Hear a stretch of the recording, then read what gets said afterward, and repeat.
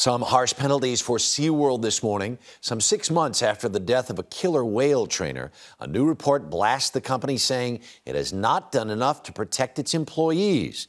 Here with the details, Jeff Glor. Good morning again, Hey, Jeff. Harry, good morning again. Beyond finding them $75,000, federal investigators were highly critical of Seaworld in this report, which followed that 6-month-long investigation and the death of Dawn Brancheau. This is Brancheau just moments before she died. The 40-year-old trainer had been working with killer whales for 16 years. She said they were like her children. Now, federal investigators say Seaworld's trainers should never again have direct contact with Tilikum, the 6-ton orca that killed Brancheau. On February 24th, Tilikum violently pulled Brancheau underwater by her ponytail and never let go. We actually have a trainer in the water with one of our whales, the whale that they're not supposed to be in the water with. Okay, but someone is on scene and they are getting them out of the water now. There are people working on it, yes. There's about 2-3 dozen people over there right now. She died of drowning and multiple trauma. The government report calls for new safeguards, including barriers separating trainers from other killer whales, potentially ending stunts like this.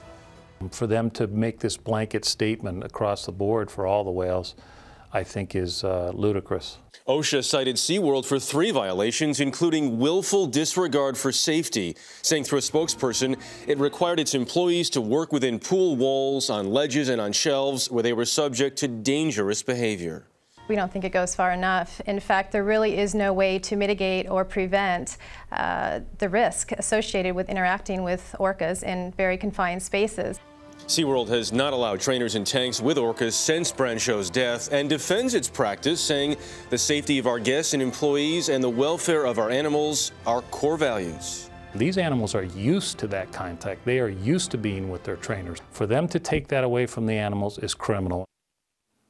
Tilikum was one of 3 whales who drowned another trainer at a Canadian marine park nearly 20 years ago and was involved in a separate death in 1999 when a park visitor who evaded security was found dead in Tilikum's tank. Harry? But after this ruling, what is the prospect then for the future of trainers and whales interacting in front of the public? Right, so Seaworld is still conducting, they say, their own internal investigation, but what's expected is that trainers will be back in the water having direct contact with the smaller whales, but likely never again Tilikum. All right. Jeff Glor, thanks so much.